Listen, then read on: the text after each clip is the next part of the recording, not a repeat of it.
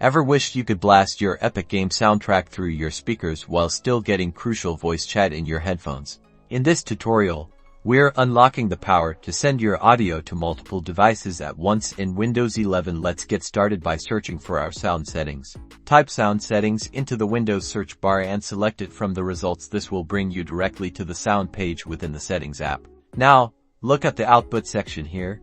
You'll see your primary audio output device. This is usually where your sound is currently going, be it speakers or headphones. To manage multiple outputs, we need to dive a little deeper. Scroll down and find the link for Advanced Sound Settings. Click on this to reveal more options. On the Advanced Sound Settings page, you'll see a list of all your audio output devices. This is where the magic happens. To enable simultaneous output, we'll likely need a little help from a third-party application. A popular and effective tool for this is called Voicemeeter, often Voicemeeter Banana. You will need to download and install this free software. Head to their official website via your web browser to get the latest version.